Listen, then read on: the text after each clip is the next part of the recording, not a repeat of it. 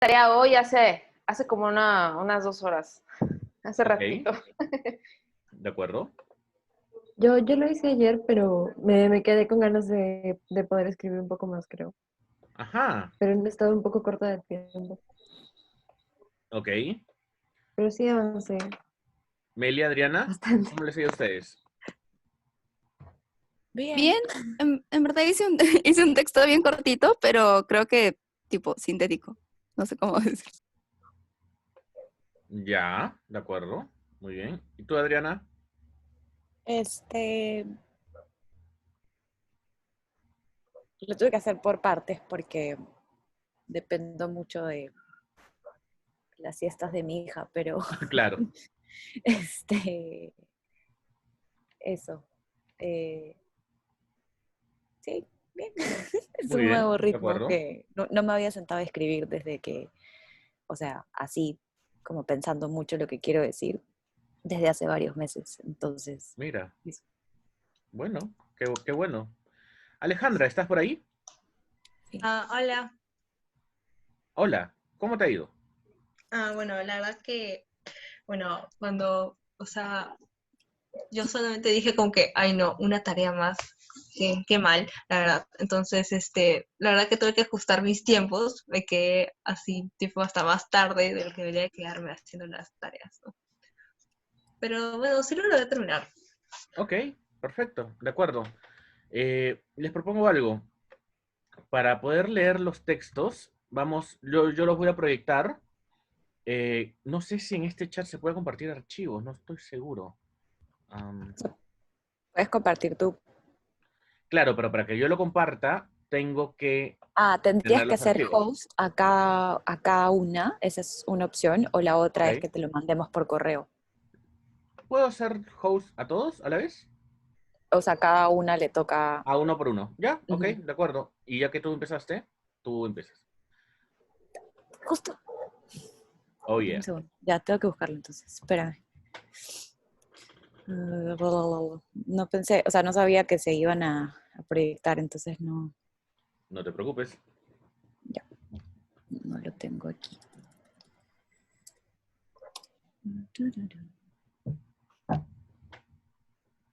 No había una extensión. No había ni mínimo ni máximo. Ah, ya. Ah,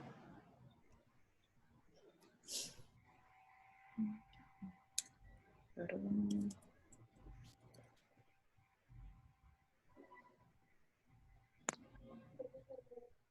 Ah, ya, qué tonto. Caramba.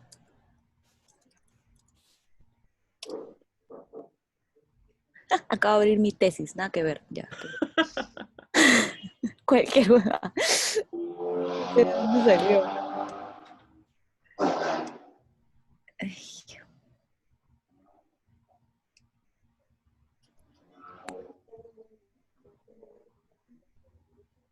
a ver.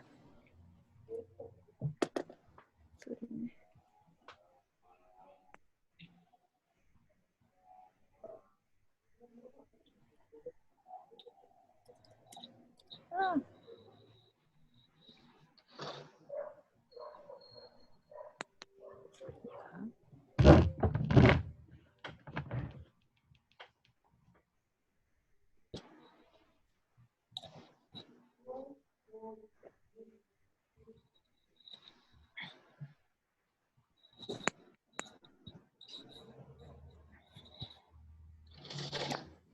ya está. Unas 30 segunditos. No, miento, un minuto.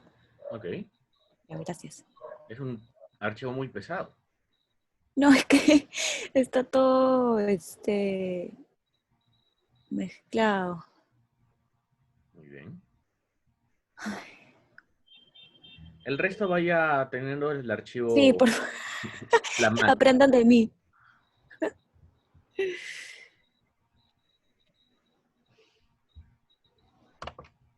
Ya, ahora sí. Vamos a abrir aquí.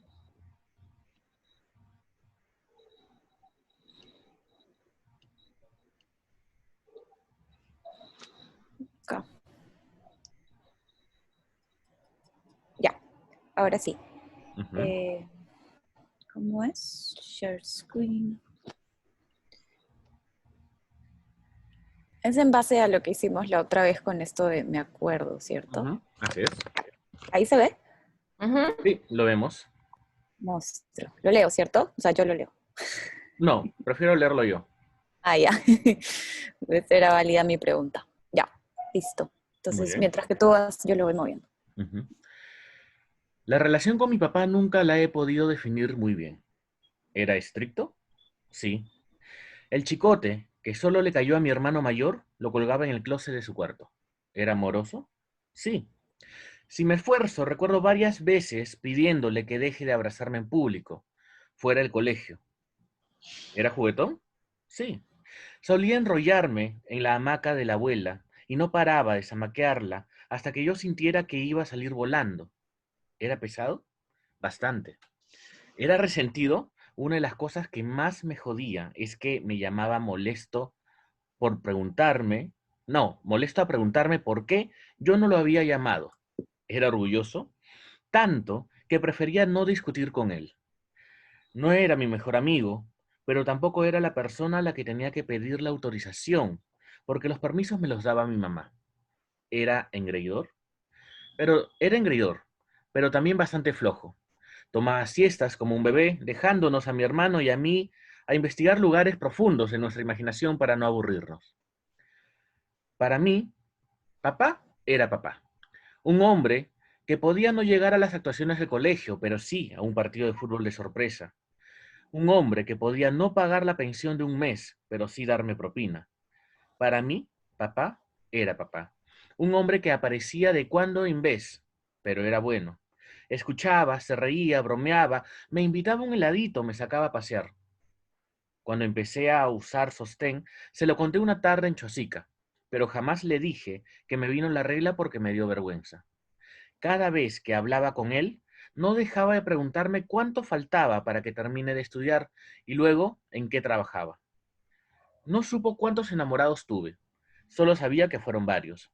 Y cuando estuve a punto de casarme con un tipo, hace unos años, lo conocí una semana antes que mi relación terminara.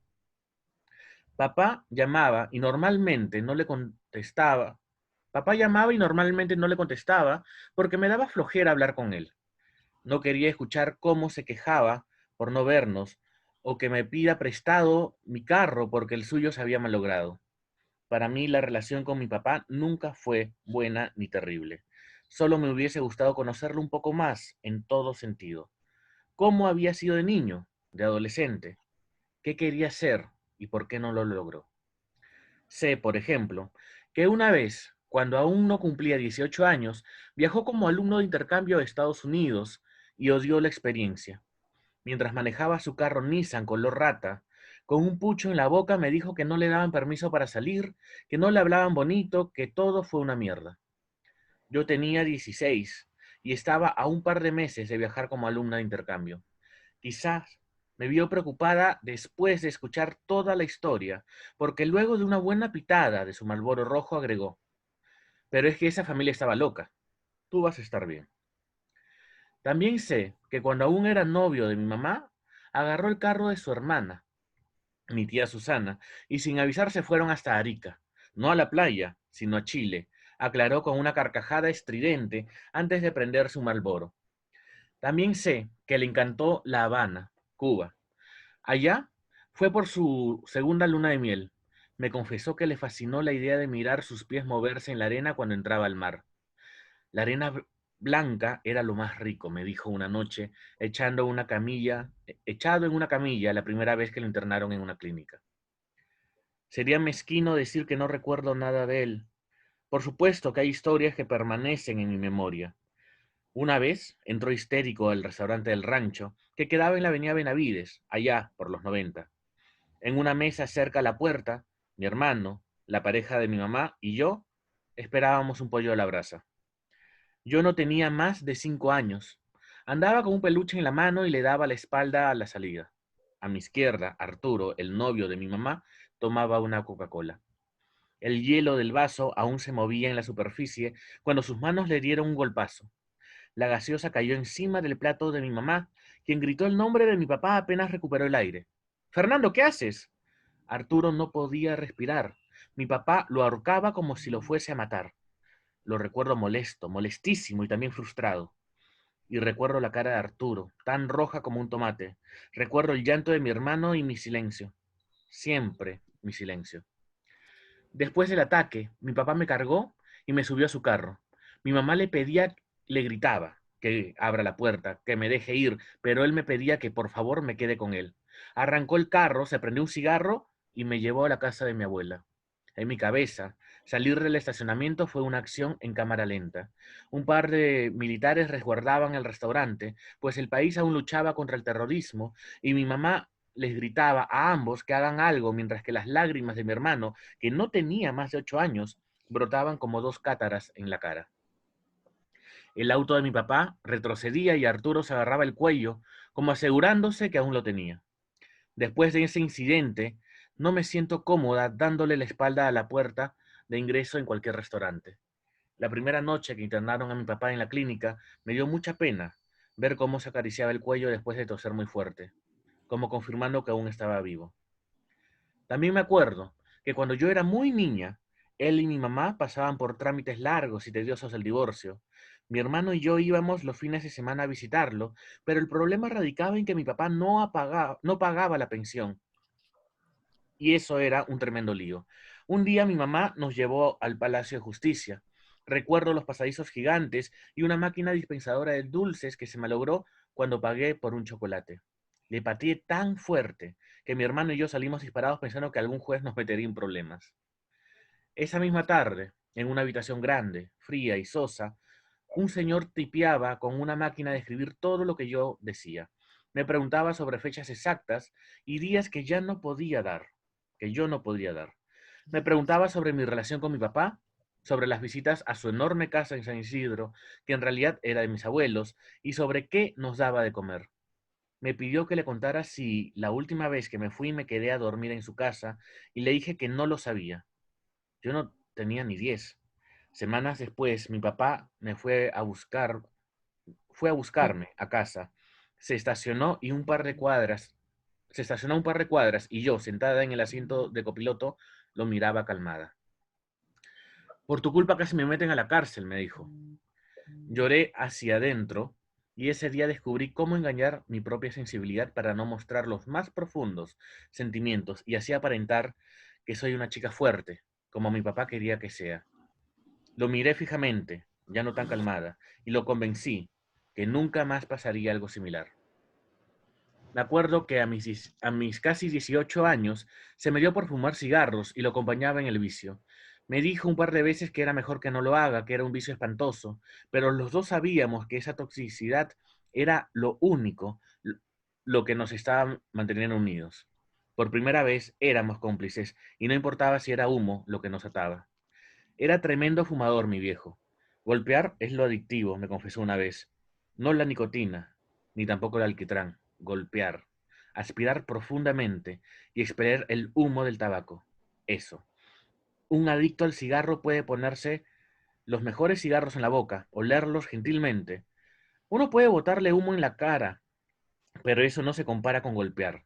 La satisfacción que sentía, me dijo, no la podía explicar. Golpear podría ser golpear el estrés del día, golpear las deudas para que no aparezcan más, golpear cualquier preocupación, golpear para un fumador, o al menos para mi papá. Fue esa acción que reseteaba una vida entera, le daba otra oportunidad. Mi vicio no duró ni 6 meses y con el paso del tiempo tuvimos que encontrar una cosa que nos una. Y fue eso, el tiempo. Supongo que maduré y él se volvió más viejo y nuestra relación cambió. Lo llamaba, desayunábamos juntos huevos fritos o almorzábamos brócoli arrebozado para satisfacer mis antojos vegetarianos. El pan siempre estaba calentito, su vaso de Coca-Cola bien frío y mi café casi hirviendo. Terminando el desayuno se prendía un pucho y yo abría un libro. El silencio era nuestro amigo y se sentía bastante bien. No puedo imaginarme cómo habría sido conmigo embarazada, pero quizá le hubiese gustado la idea que fui ese tipo de embarazadas que hace de todo. Sacaba a mi perra a pasear, Dictaba y practicaba yoga, manejaba, caminaba harto y varias veces hasta hice ejercicio funcional. No paré hasta dar a luz, pero eso no quiere decir que no perdía el aliento. Me cansaba muy rápido, especialmente si subía escaleras.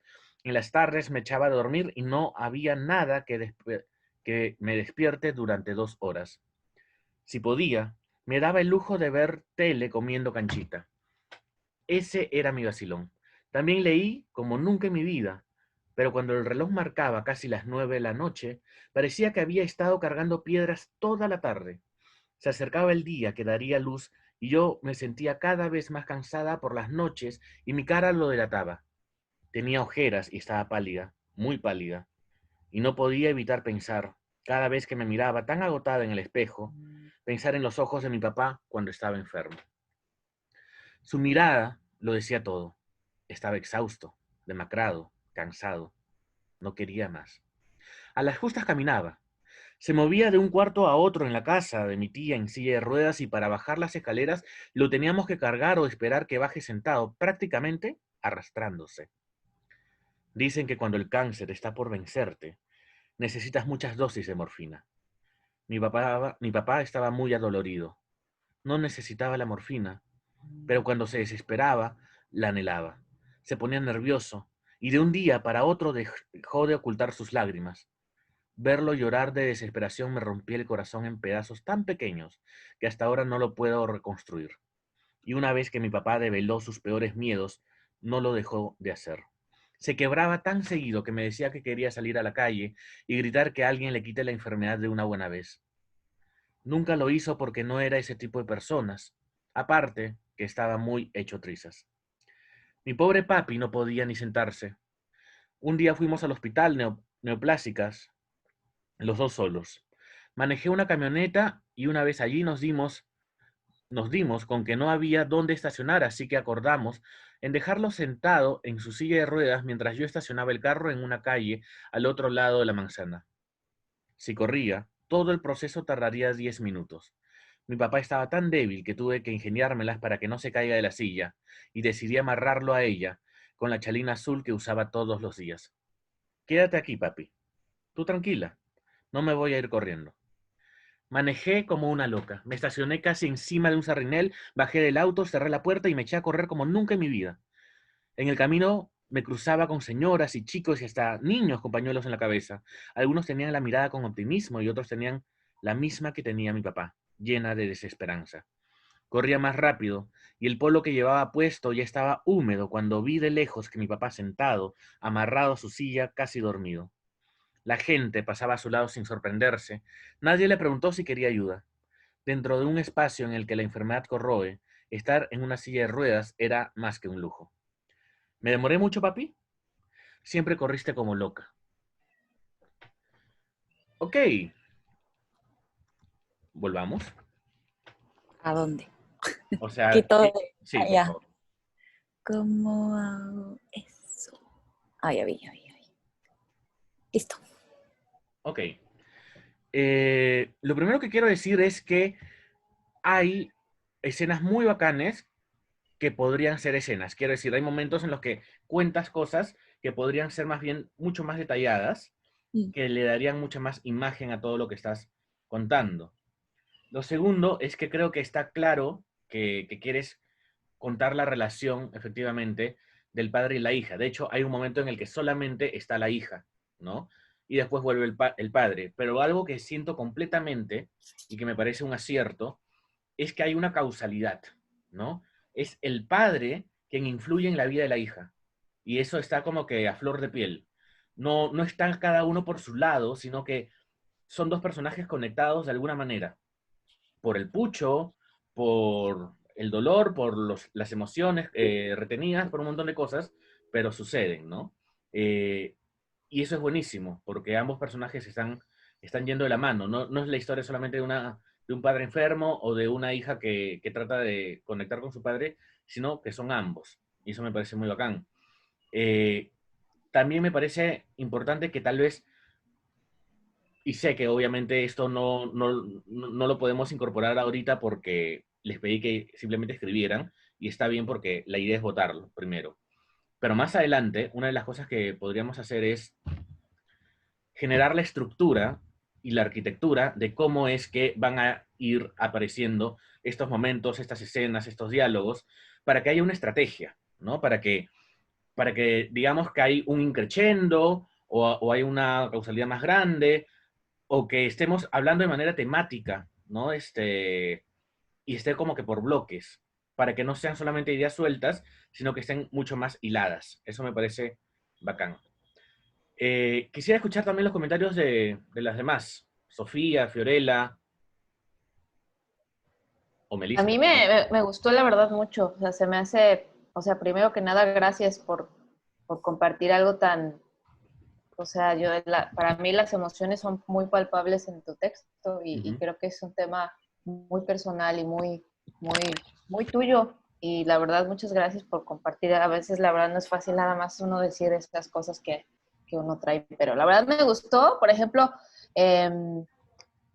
creo que usas frases bien padres, o sea, la manera en que conectas ciertas cosas, cómo describes ciertas cosas. Entonces o sea, la verdad es que yo creo que sí tiene un ritmo este, que yo la verdad todo el tiempo estaba como súper atenta y quería escuchar qué está pasando, qué va a pasar. O sea, me gustó mucho, la verdad. Sí, eso es muy importante, ¿no? Hay una honestidad en el texto que no lo igualaría a alguien que lo estuviera creando. Quiero decir, cuando hablábamos en las primeras clases acerca de esta importancia de la honestidad y la verosimilitud de una historia real, es justamente eso, ¿no? Yo debo decir que, claro, yo he leído antes los textos de Adriana y no me sorprenda que escriba bien. Entonces, en verdad, es natural que lo haga bien. De hecho, incluso mejor que antes.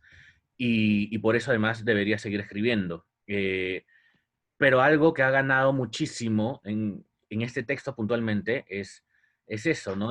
Creo que todos agradecemos, todos los lectores, todo el público, cuando vamos a ver una obra de teatro que es en vivo o vemos o leemos un texto y sentimos que nos están hablando con el corazón en la mano, por más que sea una frase hecha, de verdad está sucediendo eso. Y eso es bacán porque no solamente es la técnica narrativa, no solamente son las herramientas que uno puede utilizar, sino que además le suma este grado de honestidad y de sinceridad que a todos cautiva, ¿no? Algunos por morbo, otros por empatía, pero el punto es que siempre va a resultar interesante, por más polémica que sea esa palabra, siempre va a ser interesante conocer este, las emociones, los sentimientos y las relaciones de otros, ¿no? De acuerdo. Fiorella, Melissa o Alejandra, si se anima. No, A sí, mí de me verdad a mí me gustó. gustó bastante. Ok, empecemos con Melissa que levantó la mano y luego Fiorella. Sí, está mi mano. Sí, ese comentario chiquito me gustó un montón la cantidad de detalles, o sea, la manera en la que ibas contando sobre tu papá y lo humanizabas más, porque ya nos contaste más o menos cómo era la historia en la clase pasada y ahora siento que ese esbozo del personaje del padre toma mucha más realidad, ¿no? Se vuelve mucho más humano. Eso es lo que a mí personalmente más me gustó del texto. Y en general también, igual que Sofía, me enganché, estaba muy chévere.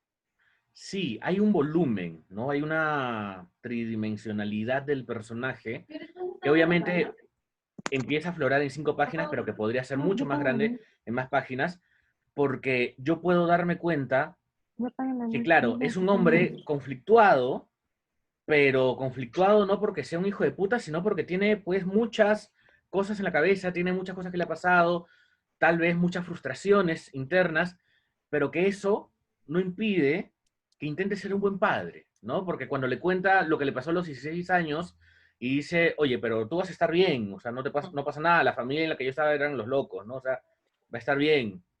O cuando le dice que no debería fumar. Eso a mí me parece conmovedor, ¿no? Él fuma y sabe que está en eso, pero le dice a la hija que está fumando que no debería hacerlo, pero a la vez le habla acerca de lo rico que es golpear. Entonces, estos personajes contradictorios, que somos además todos los seres humanos contradictorios, saltan de la página, ¿no? Sí, Fiorella. Sí, también lo que quería decir, me enganché bastante. Yo quería seguir leyendo y justo cuando el profesor se detuvo, pensé que se me había colado la computadora y yo estaba como, ¿qué? Mm. ¿Qué? ¿Y cuándo sigue? ¿Cuándo sigue? Me gustó bastante eh, cómo logras, o sea, contrastar bastante información a lo largo que vas narrando la historia. Es como que es como si todo encajara. A mí me cuesta bastante hacer eso cuando escribo. O sea, quiero hablar de una cosa, pero luego quiero juntarla con otra y no sé cómo. Y con el texto que tú has hecho, de verdad que lo has logrado. O sea, contrastar partes que a ti te tocó vivir, por ejemplo, cuando estabas embarazada y con lo que recordabas de tu papá también. Entonces, me, me gustó bastante cómo conectabas todas esas cosas, porque lo sentía bastante llevadero, bastante agradable de leer. O sea, no era como que te gastabas escribiendo mucho y se volvía tedioso, sino que estaba en su punto. Me gustó bastante, me gustó muchísimo. Ujú. Sí, completamente de acuerdo. Bien, ¿quieres comentar algo, Adriana? Eh, Gracias por los comentarios. No sabía que iba a haber tanto feedback. Así que gracias en verdad por darse el tiempo. Y además que como es online, no sabía si en realidad te estaban escuchando lo que Daniel estaba leyendo, ¿no? Este, pero, pero sí, de hecho, es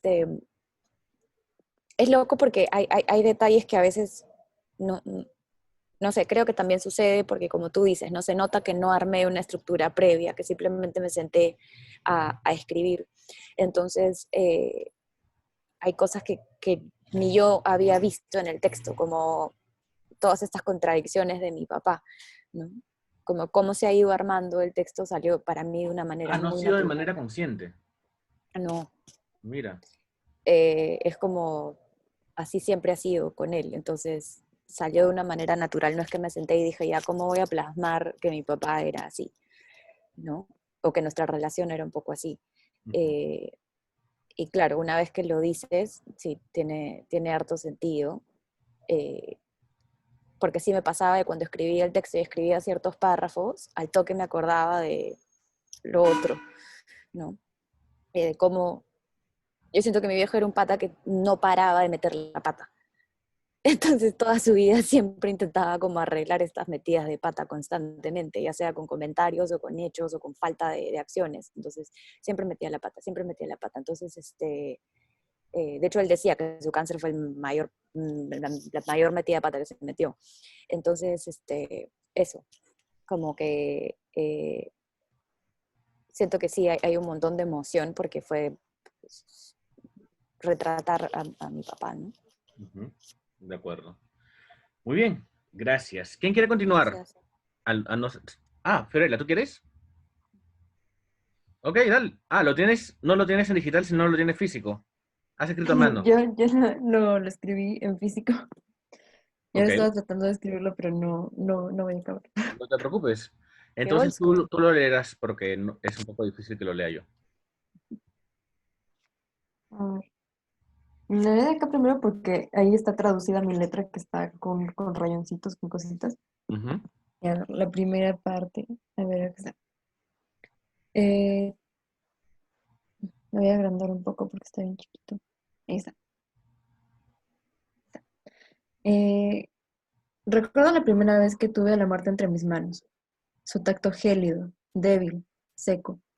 A la vista inaparente, pero siempre presente. Esa tarde al volver a casa, desde que abrí la puerta y no escuchaba llantos, supe que algo andaba mal. Había bastado un solo toque para saber que a ese diminuto y tembloroso cuerpecito negro se le arrebataría la vida sin que yo pudiera evitarlo. Y así fue. ¿Debería bajar ahora? Silencio. Al parecer, ella no quería. Mami, voy abajo, ¿me alcanzas? Ya estuviste todo el día ahí. Subamos y luego regresas. A veces creo que si hubiera llegado antes, todo habría sido diferente. Ahí continúa por acá. A ver, ahí está. No, está acá. Ahí está. Luego venía recuerdo haberles dado de comer antes de salir esa tarde. Algo me decía nuevamente que me quedara porque iba a hacer frío, pero lo ignoré. Hasta más tarde, al encontrarlo agonizando, Me desesperé intentando calentarlo con mis manos, frotar su cuerpo o soplarle un poco de aire tibio. Estaba muy delgadito, estaba raquítico. Su cuerpo temblaba y yo no pude hacer nada. Una noche entre mis manos, Roque murió. Ese era su nombre, él nunca lo sabría. Era un delgado y pequeño gatito negro que cabía sin dificultades en la palma de una mano. Él y sus 4 hermanitos habían nacido casi de milagro en la oscuridad de la sala de tanques de mi edificio. Cuando los encontré, habían 5 gatitos neonatos, una madre sacrificada y una cuna de aserrín. Los gatitos atrajeron el oído de mis vecinos, pero nadie se atrevió a hacer nada, todavía. Los gatitos gozaron de su madre por muy poco tiempo. Un día, sospechosamente, la gata desapareció. Yo pude llegar a conocerla. Parecía doméstica. Era compacta, tenía las patitas cortas y un frondoso pelaje café. Sus ojos verdes regalaban una mirada dulce y estaba dispuesta a frotarse animadamente con cualquier extraño que le extendiera la mano. Era muy tierna y cariñosa. Al parecer, asociaba todas las manos humanas con muestras de cariño. A veces, cuando pienso en ella, me aterra pensar que esa dulzura la pudo haber matado por falta de desconfianza. Cuando solo has estado en una casa y eres un gato, es sencillo pensar que la calle en la que te abandonaron no es más que una extensión de tu hogar, y que estando ahí recibirás los mismos mimos cotidianos de toda la vida. Es duro vivir una fantasía en un mundo que no conocemos. A veces, tus propios sueños te golpean en la cara, y muchas otras son nuestras expectativas las que se vuelven el arma destructora de nuestra ilusión. Deseo mucho que la compacta gata soñadora no haya sido víctima de sus inocentes costumbres. Desearía mucho poder escribirle un final donde encuentre el amor que buscaba nuevamente. Sin embargo, la realidad es que no sé qué le pasó. La última vez que la vi, estaba en la calle con una chica que trataba de convencer a todo transeúnte que pasaba por allí que se la llevara. Trataba de convencerlos diciéndole que era muy amorosa, que era buena. Sin embargo, nadie le hizo caso, o eso es todo lo que vi. Luego de eso, nunca más volví a ver a la gata ni a la chica. Pregunté a un vigilante, pero me dice que no la vio después de esa tarde. ¿Quién sabe? Quizá lo consiguió. Y hasta ahí me quedé. Ok, de acuerdo.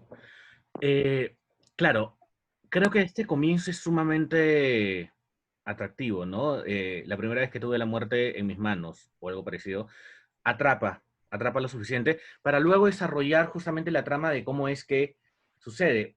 Es un claro ejemplo de cómo podemos empezar contando el final, si es que en apariencia es el final.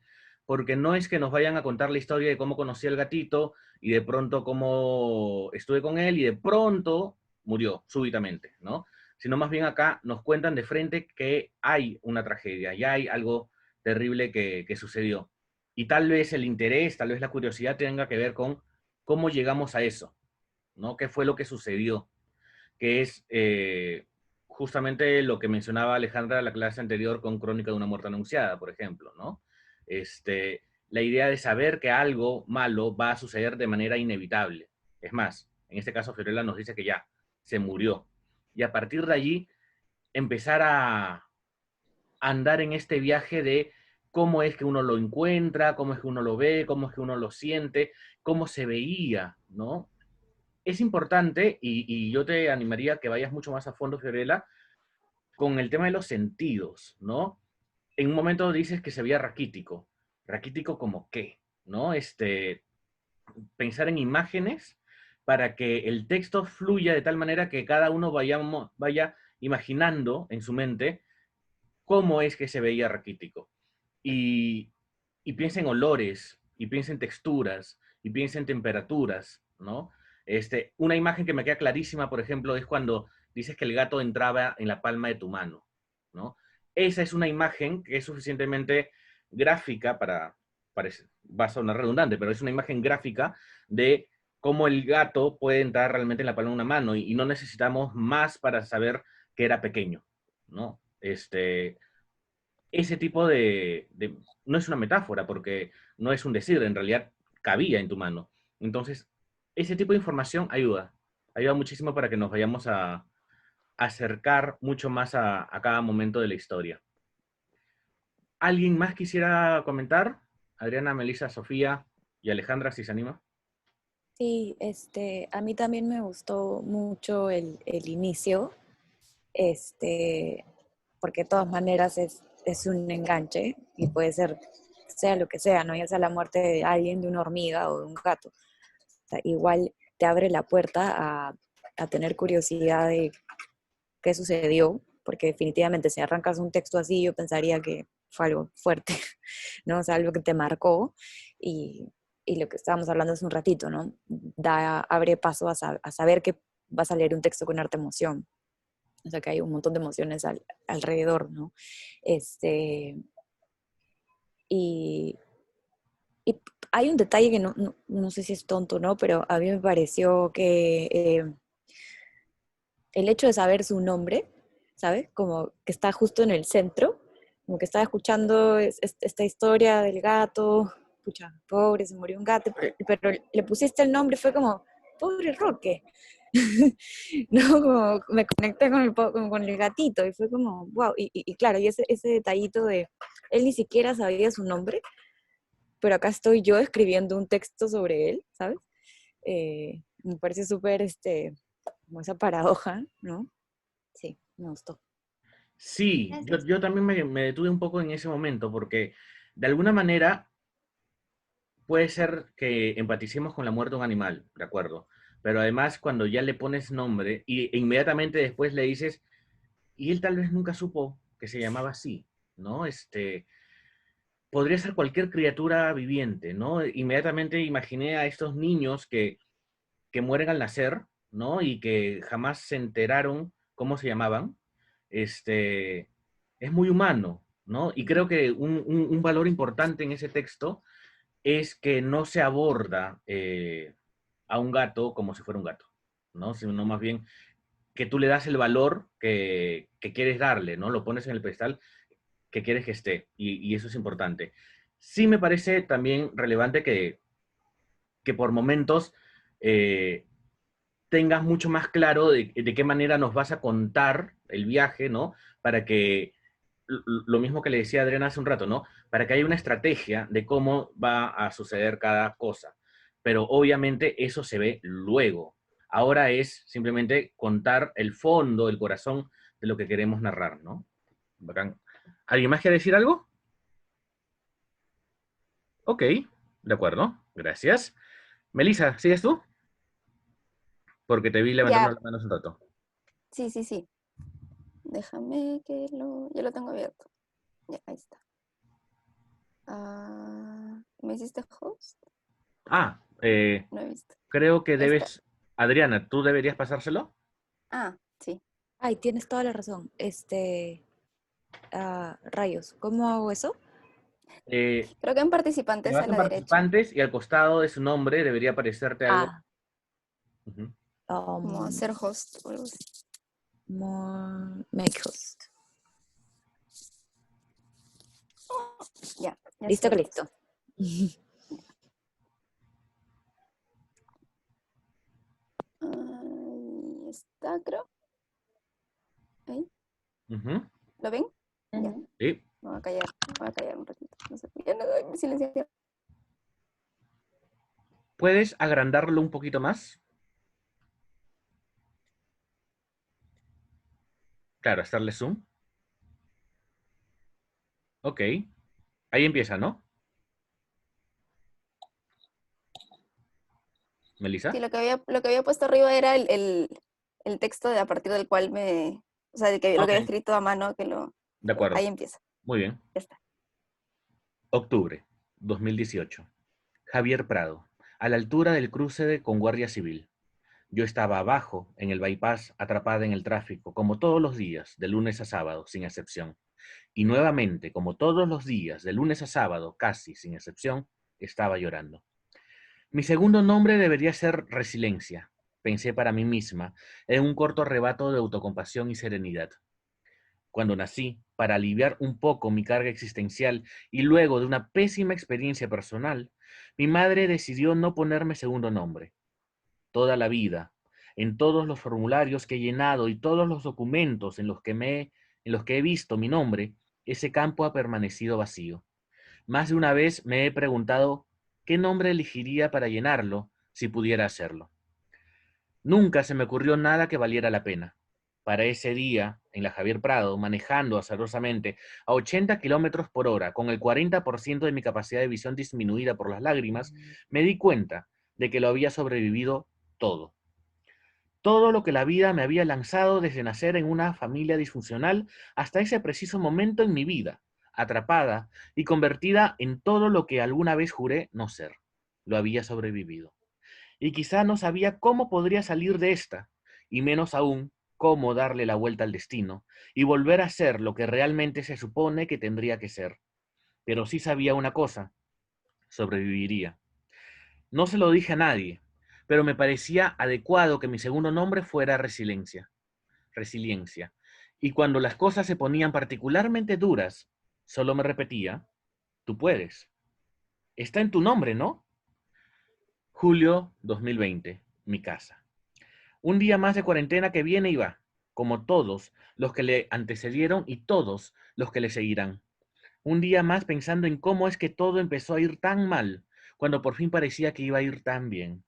Cuando finalmente le di a mi vida ese giro de 180 grados que necesitaba con tanta desesperación y empecé a andar por el camino que nunca debí haber dejado.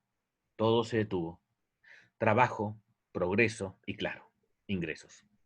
La plata se me va, pero mi padre, digno hijo militar con probable ascendente de Capricornio, sigue firme en su intención de hacerme aprender el valor del dinero.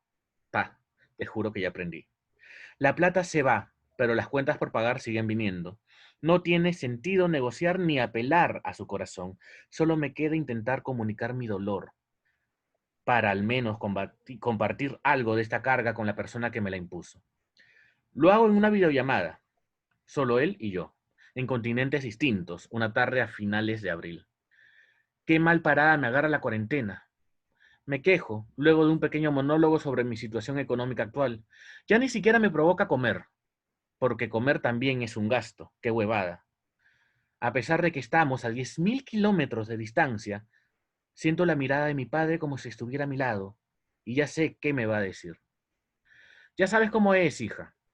Mi padre pone esa cara de ¿qué se le va a hacer? Esa mezcla de puchero y sonrisa que heredé de él como fotocopia. Pero tú eres inteligente y resiliente, así que todo saldrá bien. Inteligente y resiliente. Nunca le conté a mi padre sobre mi segundo nombre secreto, ni sobre el valor que esa palabra tenía para mí y para mi manera de verme a mí misma y a la vida. Sin embargo, a lo largo de los años, él lo vio y lo entendió. Inteligente y resiliente. Todo saldrá bien. Eso sí, le concedí, aunque en el fondo sabía que había dado en el clavo. Tengo fe. Mi padre tiene razón. Soy inteligente y resiliente. Llevo años respondiendo a los golpes de la vida sin perder el espíritu, lo cual, según escuché por ahí, es lo más difícil. Y quizá no tengo idea de cómo puedo salir de esto, y menos aún cómo darle la vuelta al destino y regresar al camino que recorría para llegar a ser lo que realmente se supone que tengo que ser. Pero en medio del caos, la ansiedad altamente funcional y el insomnio, sí sé una cosa: sobreviviré. Total, está en mi nombre, ¿no? Ok. Debo confesar que yo pensaba que ibas a escribir algo sobre la abuela, pero, ok, es un texto más personal, es un testimonio, ¿no? Sobre cómo es que una lucha no termina, pero uno se mantiene en la lucha, digamos. La lucha no termina no porque gane o porque pierda, sino porque es lo que debe suceder, ¿no? Eso de hecho, mi trigger, por así decirlo, me agarré de lo que había escrito la clase pasada, la oración que decía que esto era lo más cool que me había sentido en toda mi vida. Y eso me llevó a pensar cuál era el momento en el que me había sentido menos cool. Y Ah, tuve como esas visiones de yo llorando en la Javier Prado en el tráfico, así como, nada. Así que por de ahí salió más o menos. entiendo, ok. Es importante, de nuevo, es solamente un ejercicio para botar texto, pero es importante que tengas claro que en algún momento tiene que quedar evidenciado cuáles han sido esos obstáculos, cuáles han sido esos golpes, cuáles han sido todas estas cosas, porque si no se habla muy en abstracto, ¿no? Y al momento de hablar en abstracto podría perder fuerza y podría confundirse nada más, con la idea de, oh, todos tenemos problemas, todos tenemos cosas de que quejarnos, todos tenemos dificultades. Debemos saber por qué tu historia, por qué lo que nos estás diciendo vale la pena contarla, ¿no? Por qué lo tuyo, en las circunstancias, en el contexto y en la coyuntura del momento, hay que contarlo, ¿no? Y qué significa para ti. Es ahí cuando va a agarrar el valor que tú le vas a estar dando a cada cosa. Porque si no, vamos a quedar con palabras muy grandes como resiliente, que es una palabra muy bonita, pero es muy grande, es como decir amor, no es algo concreto, ¿no? No es una acción concreta. Como lágrimas, que si bien pueden hacer referencia a algo, más importante que las lágrimas mismas es saber qué la provocaron, ¿no? Entonces, claro, una de las cosas que a mí me llamó muchísimo la atención es que, ok, todo esto empieza con el personaje de Meme llorando en la Javier Prado y de pronto no sé por qué está llorando y nunca más lo supe, ¿no? Luego, una cosa importante, que es solamente un detalle, mencionas que estás atrapada en Javier Prado, pero más adelante dices que estabas manejando 80 kilómetros por hora. Entonces, no, me imagino que se deben ser momentos diferentes porque si no, es un tráfico muy peculiar. No, es que así funciona el tráfico en la Javier Prado, o al menos así funcionaba en el 2018, que te estancas un ratito y de la nada tienes como 10 cuadras para acelerar y otra vez te estancas cuando estás Ok. llegando a la vía expresa, entonces es como, sí, horrible. Podrías agregar eso, ¿no? 80 kilómetros por hora durante una cuadra. Y es como que absurdo también, ¿no? Es peor que estar atrapado incluso. Es que Ok, sí, de absurda es la Javier Prado, en verdad. claro. ¿Alguno de ustedes quiere comentar algo, chicas? Am, ¿Sí? ¿No? sí, Ok. bueno, en realidad ya lo comentaste, que era esto de que sí, que a mí me quedé con muchas ganas de saber exactamente qué era el golpe, ¿no? De dónde había salido, o sea, para que ese sea tu segundo nombre, porque de todas maneras detrás de ese nombre hay toda una historia, ¿no? Este, em, y eso, como que me gustaba esta idea de, claro, uno no elige su nombre, pues, ¿no? Te lo dan y ya está, y con eso te quedas el resto de tu vida. Entonces, poner en un texto que tú quieres elegir tu nombre y encima eliges un concepto, ¿no? Esa palabra no Julieta. Sí, me quedé con muchas ganas de saber por qué, si tienes el poder de elegir tu nombre, no me compartes también por qué. Claro, porque de alguna manera parece más una introducción, ¿no? Que la historia misma. Entonces, claro, yo te puedo decir, le digo al mundo, yo soy una persona que es una sobreviviente y he recibido pisotadas, y he recibido fuego, y he recibido hielo, y he recibido truenos, pero sigo de pie. Bacán. Y a partir de ahí seguramente voy a contar qué fue lo que pasó, qué fue ese fuego, qué fue esa lluvia, qué fue ese trueno, para poder entenderlo, ¿no? Porque si lo mantenemos, eh, por un momento vamos a tener curiosidad, pero es muy posible, Meme, que más adelante, si seguimos con eso, perdamos atención, ¿no? Porque va a ser como que reiterativo. Entonces, en algún momento sí, métele con todo lo que puedas. No tienes que contar todo el drama. O sea, puede ser que de pronto simplemente empieces contando una partecita y luego continúes con lo que estabas diciendo y luego vayas revelando poco a poco, ¿no? A contagotas, lo que sucede hasta que la imagen se forme completa. ¿Ok? ¿Quieres decir algo? Sí, que de hecho eso me parece también más interesante que contarlo de golpe, ¿no? Porque como vas soltando de a poquitos y la gente también se va, o sea, va como pescando lo que va soltando. Creo que es más, o sea, a mí personalmente me parece más interesante soltarlo así que de la nada bueno, esto pasó, y ta. Sí, por supuesto, a cuentagotas. Y una cosa importante también es que al utilizar muchos adjetivos, lo que termina sucediendo es que el lector siente que le están imponiendo una visión. Entonces, ok, Ok.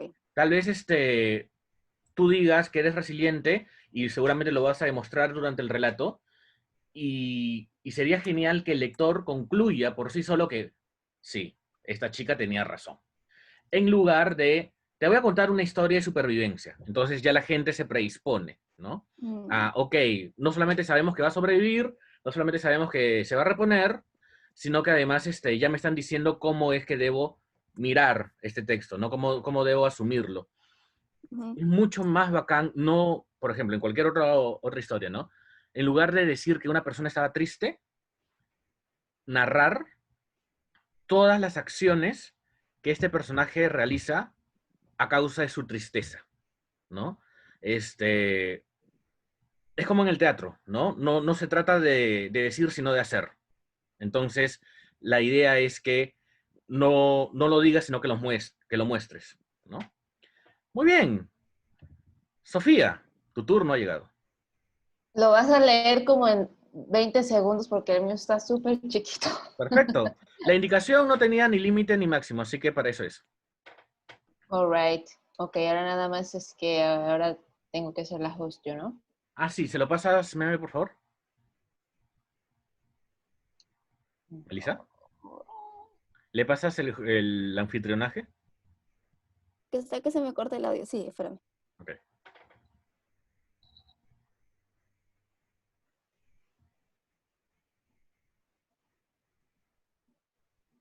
Ok, gracias.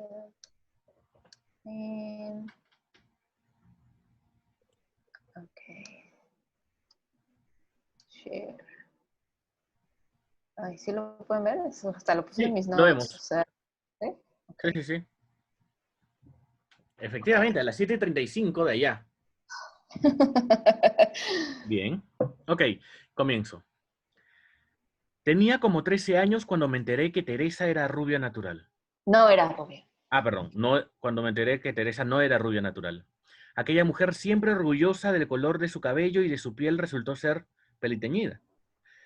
Era de estatura baja, tez blanca, piernas flacas, cabello cortito como de niño, y con una forma de expresarse tan peculiar que se quedó grabada en el corazón y en la cabeza. En cada frase que decía siempre incluía un modismo raro o una grosería. A decir verdad, Teresa era muy mal hablada, pero le quedaba bien. Güera, amárrate los cadetes, te vas a caer, me decía cada vez que me veía con las agujetas sueltas. Pinche güera, ¿qué me trajiste? Era lo primero que me preguntaba cada vez que nos veíamos luego de haber ido de vacaciones.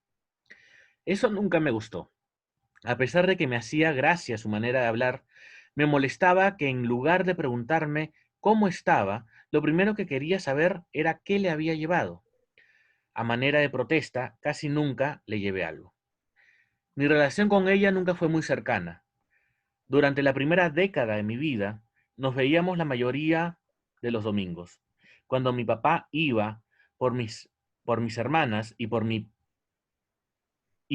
para sacarnos a dar una vuelta. Esas vueltas consistían en ir a la misa de las 10 de la mañana, después al mercado a comprar los insumos para la comida y de ahí a la casa de Teresa, mi abuela. Ok, de acuerdo. Entonces lo que tenemos acá es un primer conflicto, ¿no? A la nieta no le gusta cómo le habla la abuela. Y eso me parece muy tierno, ¿no? Porque es un poco diferente a las típicas historias de abuela y nieta que puedan suceder.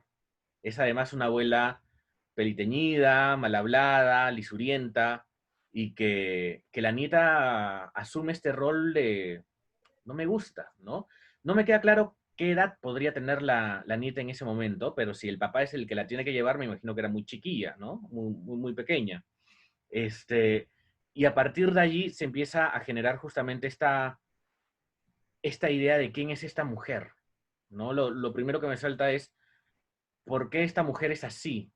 ¿Y por qué estoy leyendo sobre ella? De alguna manera se va construyendo una promesa, ¿no? Se construye la promesa de te voy a contar la historia de esta mujer que seguramente me va a interesar porque habla de esta manera, se viste de esta manera, es interesada, no me saluda, no me pregunta cómo estoy, y es mi abuela, ¿no? Rompe con este estereotipo de abuelas bonachonas que a veces abundan. Eh, es importante que revises de alguna manera la puntuación para poder leer de corrido todo y que también podamos acercarnos como lo estás haciendo a la imagen de la abuela. Este tema del cabello peliteñido, por ejemplo, me parece importante para ir armando la imagen, ¿no? Para ir armándole un rostro. Las piernas flacas, me acuerdo mucho de eso, por ejemplo. Y esta personalidad que se va creando a partir de lo que tú cuentas, ¿no? Muy posiblemente más adelante en la historia habrá algún tipo de balance, ¿no? Y de pronto no solamente será una abuela mal hablada, un poquito interesada, sino que tal vez haya un quiebre, tal vez haya algo que la vuelva un poquito más tridimensional, ¿no? Y que agarre volumen. Pero es importante que a partir de eso se construya, ¿no? Lo que tienes hasta ahorita es una introducción que promete contarnos algo y que definitivamente lo que va a tener valor es la relación entre la nieta y la abuela. ¿Qué tipo de relación es? A partir además del conflicto que surge. No le cae, ¿no? Y es más, para no hacerle caso, para no darle por su lado, pues no le llevo cosas, ¿no? Hay una, hay una rebeldía también ahí que va marcando un poco la pauta de cómo se relacionan ellas. El vínculo de los personajes reales también es muy importante, no solamente los ficticios. ¿Alguien quiere comentar algo? Y Sí. a mí me encanta que arranque con que no es rubia de verdad, porque siento que marca la pauta de que es como, soy la nieta que va a develar todos los secretitos de esta vieja. ¿Me entiendes? Como voy a decir todo lo que mi abuela decía que no hacía, ya, yo voy a decir que sí lo hacía. Me encanta porque ahí sale, marca toda la relación del asunto, ¿sabes? Como que supuestamente esta complicidad con la abuela es que no vas a decir que no es rubia, pues es imposible, pero si vas a lanzar de frente que no era rubia, ya la vendiste. Lo de las piernas flacas a mí también me marcó un montón y sentí este personaje como que se podía armar un personaje un poco lúdico, eh, y que sí siento que más adelante va a haber todo este quiebre, porque si es familia, tiene que haber quiebre de todas maneras. O sea, puede no caerte, pero es tu abuela, entonces en algún momento imagino que por ahí habrá una especie de torbellino, ¿no? Pero sí, eso de soltar que no es rubia me parece espectacular. Sí, marca como que el acercamiento que vamos a tener con el personaje, ¿no? De alguna manera, lo que entendemos es, acá no se guardan secretos, Ujú, ujú. y vamos a contar hasta qué qué marca de tinte usa, ¿no? Sí. Lo cual marca cierto acercamiento, pues, al personaje y la manera en que se tratan también, ¿no? No sé si a una persona mayor le gustaría que la gente sepa que se pinta el cabello. Me imagino que no tanto. Y aparte que no recuerdo exactamente la edad o en qué momento, pero creo que mencionas que lo descubriste tarde.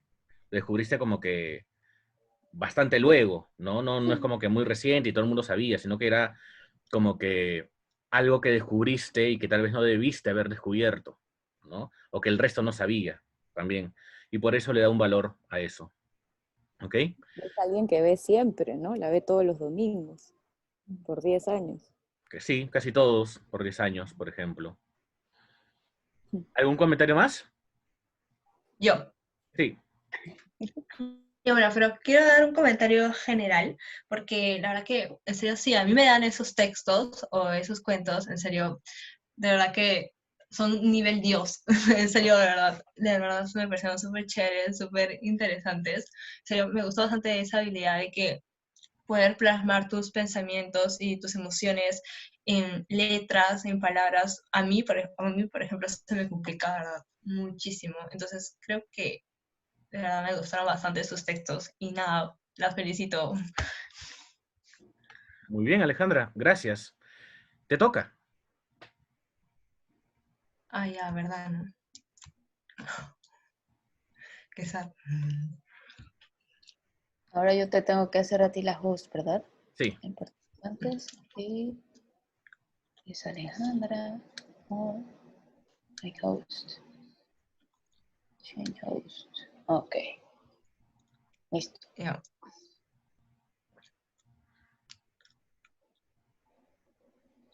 Mm, ya, no sé si lo pueden ver. Sí, Sí, perfecto. ¿Lo puedes agrandar tantito más? Ay, no. Tantito nomás. Ya, ahí. Ya, perfecto. Gracias. Odio que mi mamá me grite y me mande a volar. Mayormente es porque me comporto mal, según ella. Porque para mí está muy bien defender lo que pienso. Además, eso me lo enseñó ella.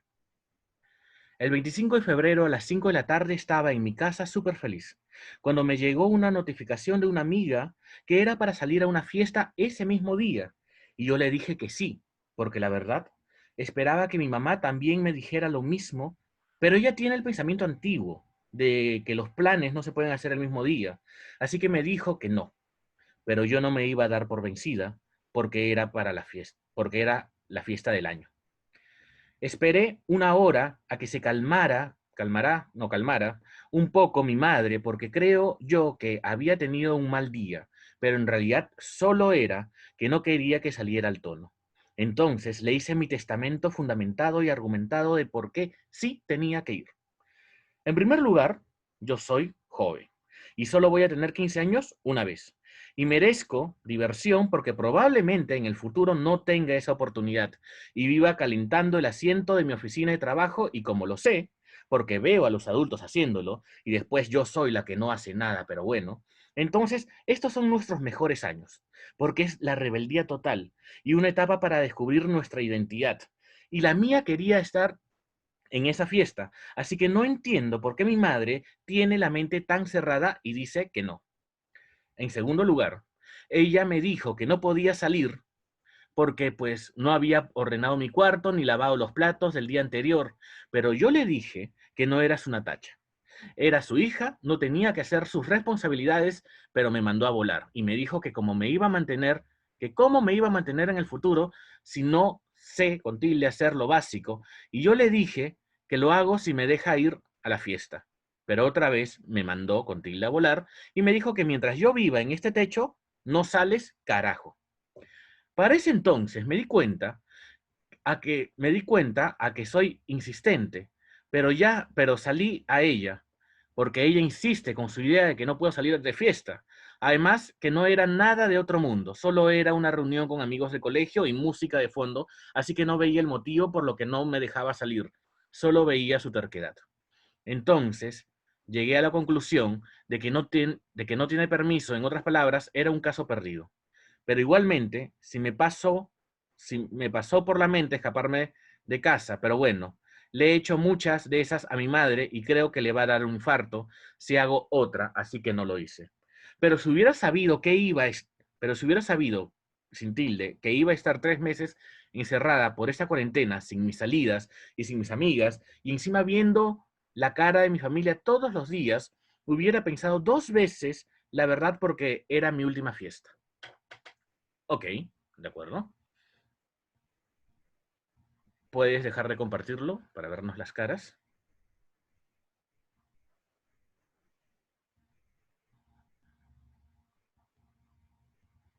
A Alejandra.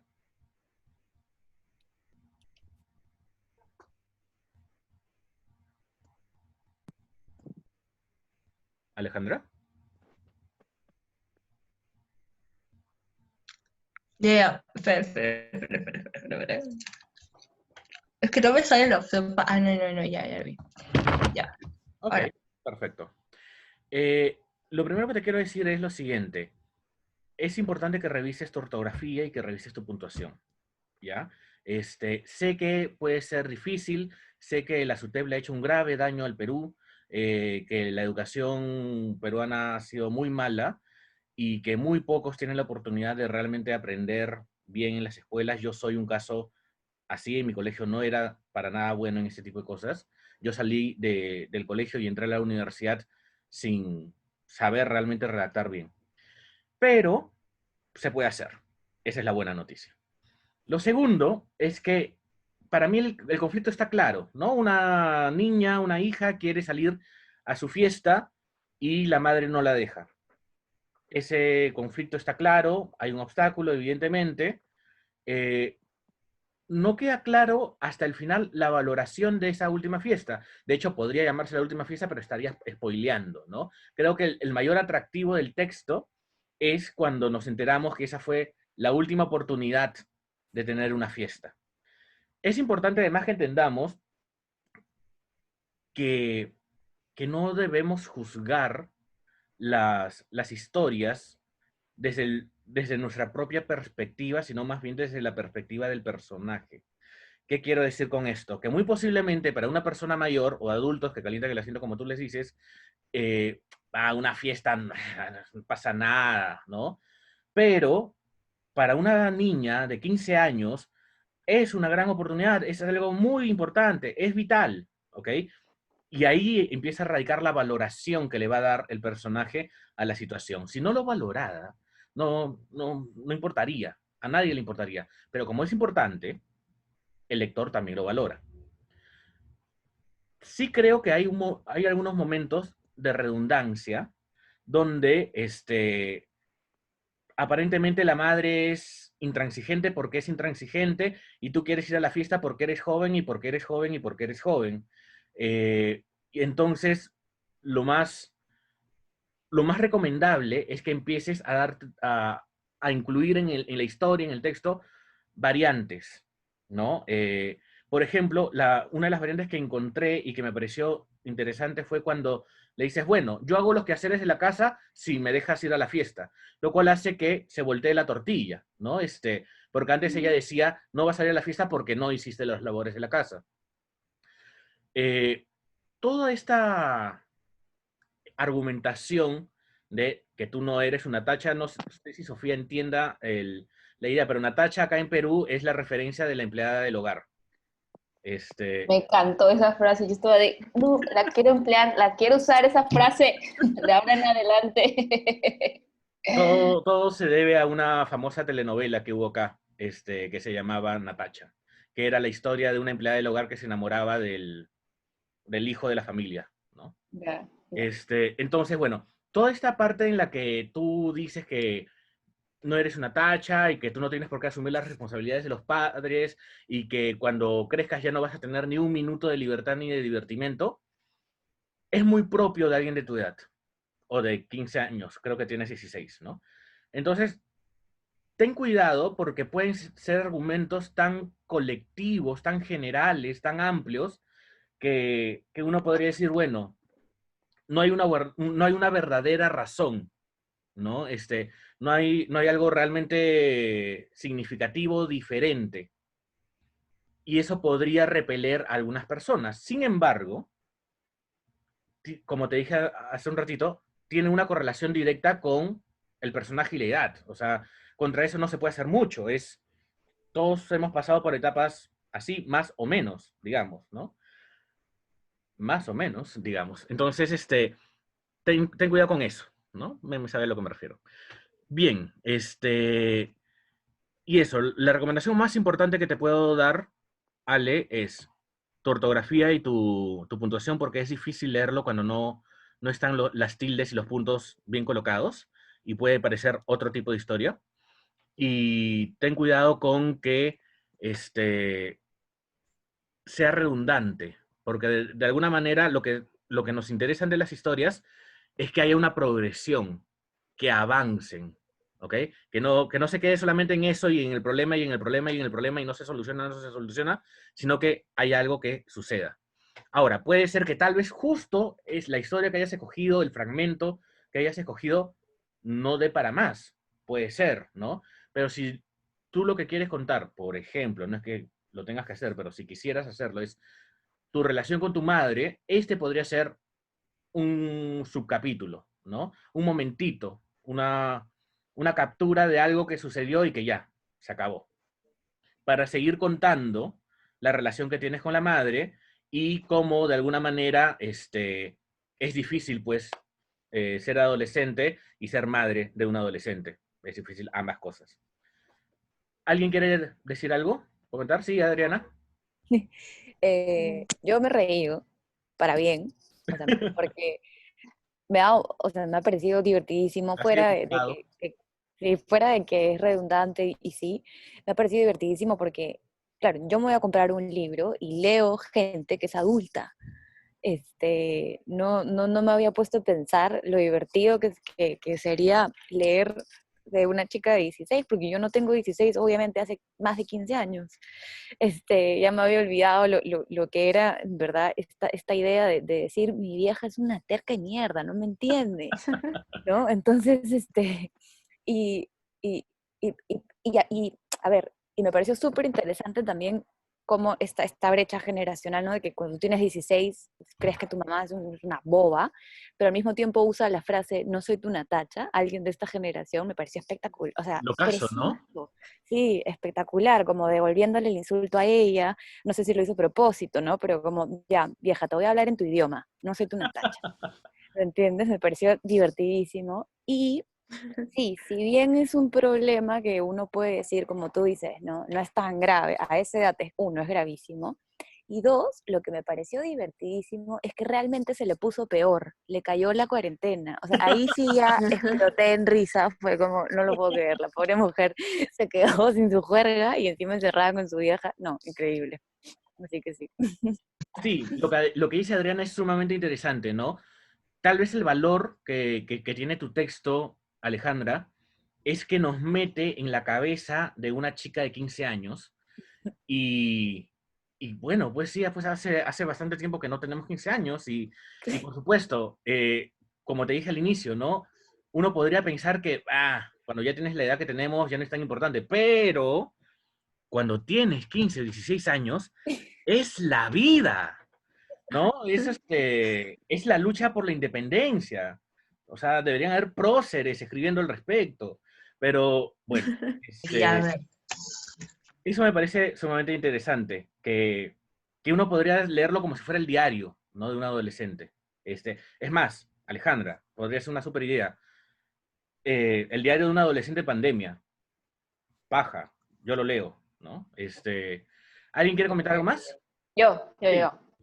Sí, justo, o sea, yo estoy completamente de acuerdo con muchas cosas que dijo Adriana, porque yo cuando lo estaba escuchando para mí era como, ah, como una ventanita a recordarme cuando yo también pasé como por esa etapa. Y es bien fácil, conforme uno va creciendo en la vida, es bien fácil olvidarse de que estuvo también en ese tiempo, pues, ¿no? Y sí, los libros que uno lee generalmente son escritos por adultos, pues, y tú, Alejandra, tú no, o sea, tú no eres una chiquita, o sea, tú eres un adulto joven que está apenas ya comenzando pues, a ese camino, ¿no? De la vida, pues, ¿no? Y para mí, yo la verdad, a mí me gustó, yo lo sentí súper honesto, era así como que te agarraste escribiéndolo todo así de que pues así, así y por esto. Y eso de lo de la Natasha a mí me fascinó porque mira, yo ya a manera personal soy como súper fan de usar modismos de todos los países que se pueda, ¿no? Y digo groserías como las dicen en Argentina y así. Entonces,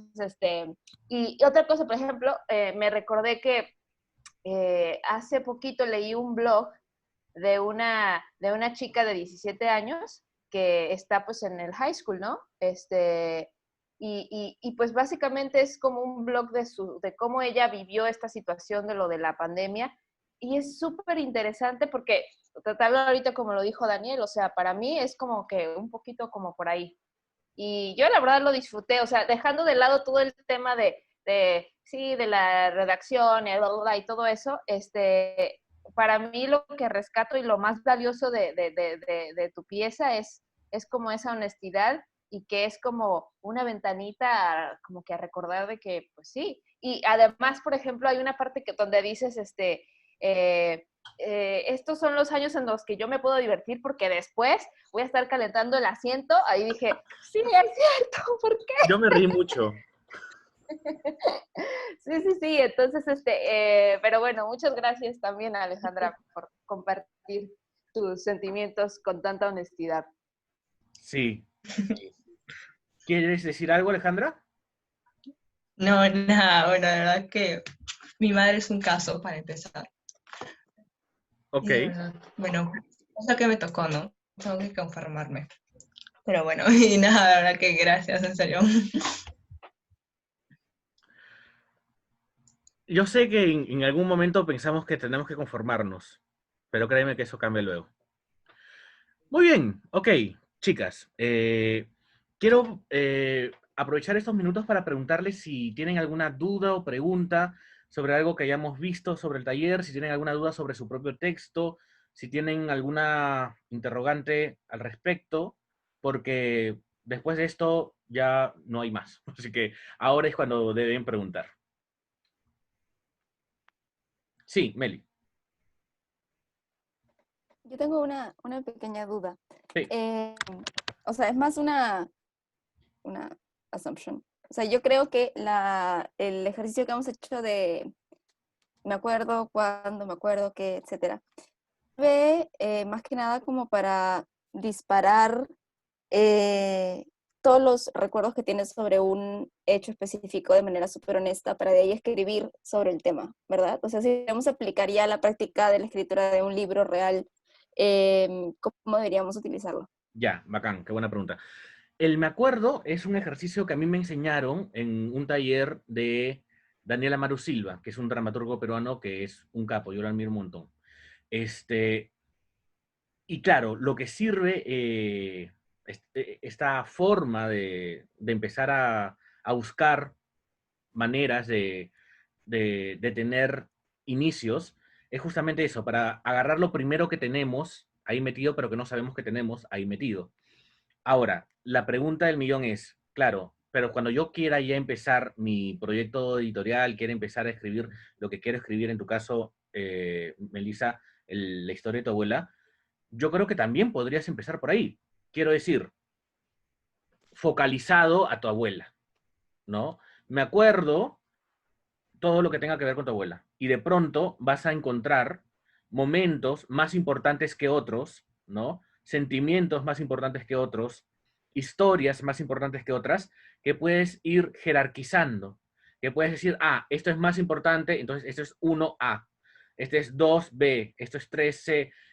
Y por más que parezca estructura, no sé, de cualquier otro tipo de actividad, la idea es que puedas tener una jerarquización de las cosas que quieras contar al momento para que luego digas, ok, esto es más importante, entonces esto lo voy a ubicar, no sé, por ejemplo, si quieres, al inicio, o al medio, o al final, o esta historia merece una escena, y esta merece un diálogo. Y esto que no es tan importante, pero que va a ayudar a contextualizar lo que estaba sucediendo, va a ser puro resumen, puro resumen. Y esto que me dijo aquella vez me hizo entender algo. Entonces ya no es ni una escena, ni un diálogo, ni un resumen, sino es más bien una idea. Y esa idea es lo que tú vas a contar con tus propias palabras, ¿no? La manera en que comprendiste algo de la vida, comprendiste algo de tu abuelo, comprendiste algo de tu familia a partir de esta revelación.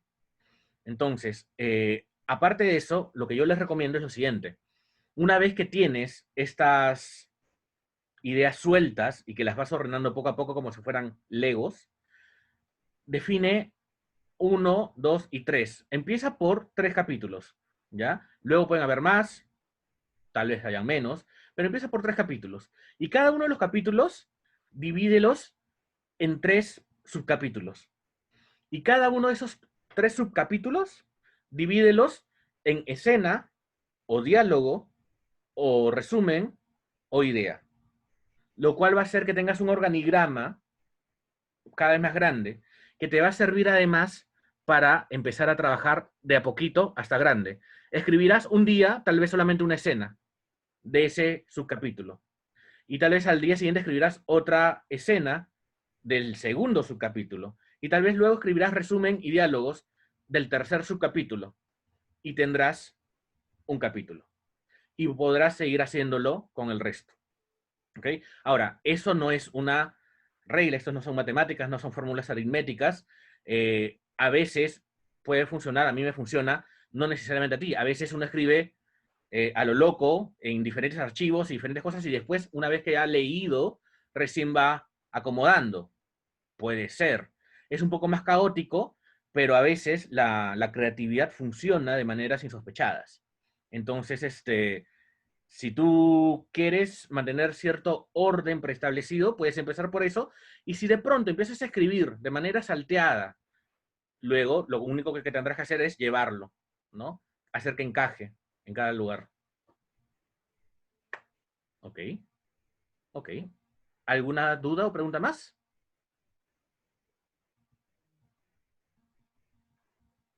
Y se va a la 1. Y se va a las 2. Muy bien, chicas. Quiero agradecerles haber... Sí, Falta Sofía. el 3. ¿Cuándo es el próximo taller?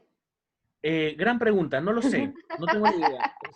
Voy a proponerle tanto a la UPC como a Crisol hacer un segundo taller. Pero creo que ese segundo taller que en algún momento hemos conversado muy, muy someramente, era justamente para darle oportunidad a la gente que no había podido entrar a este. Si tú te refieres a un taller que pueda expandirse más y con mayor profundidad y tal vez que sea una asesoría de los textos, ¿no? Creo que podríamos plantear otro, creo que podría ser otro, que tal vez vaya en paralelo con el que le pueda dar oportunidad a los que no ingresaron a ese taller. Eh, Porque yo en verdad quiero hacerlo, me entusiasma bastante. De hecho, creo que le he pasado bastante bien estas 2 semanas con estas 4 clases. Ha sido muy divertido leerlas, muy interesante, conmovedor en algunos casos. Me he podido identificar también con algunas historias, así que para mí ha sido muy productivo. Y crean, ustedes han dejado sus datos en la ficha que llenaron, así que van a estar siempre comunicadas con todo lo que vaya a hacer. Así que les mandaré un correo o si lo prefieren, hay una fanpage en Facebook que se llama Talleres con Daniel Goya, donde pueden también entrar y seguirlo y van a recibir también la información de los talleres que vaya a hacer. Eso. No, pero la verdad, muchas gracias, muchas gracias. Fue cortito, pero lo disfruté mucho. Hace mucho que no, al menos yo no tenía como la oportunidad de, o más bien no me daba el espacio ni la oportunidad de compartir esto. Para mí fue como muy rico, pues, o sea, de pronto leer como con compañía te da otra perspectiva. Y además escuchar a otras personas expresarse, leer sus ideas, compartir. Es bien rico, la verdad a mí me encanta y puedo estar así escuchando que otros lean y que me compartan y yo leerles, o sea, es padre porque es como un safe place. Yo la verdad me sentí muy, muy a gusto, me dio mucho gusto poder conocerlas a todas. Yo la verdad, Perú es un país que tengo en el corazón, tuve la oportunidad de estar en su país y amo Perú. Para mí la comida de Perú es la mejor comida que hay en el mundo y soy mexicana, así que no me importa. Perú en comida para mí es como top. Así que pues muchas gracias y qué gusto poder haberme encontrado con ustedes y ojalá podamos seguir en contacto y saber qué están haciendo cada una. Sí, por supuesto, Neo, y gracias a ti por haber asistido, por tu predisposición, por tu buena onda, ¿no? Por comprometerte, además, a estar en todas las clases, estar siempre tempranito. Tú fuiste la primera que se conectó, me puedo acordar, en la primera clase, así que gracias por eso también. Y definitivamente yo voy a seguir dictando talleres, así que vas a estar al tanto de eso. Muchas gracias. Muy bien,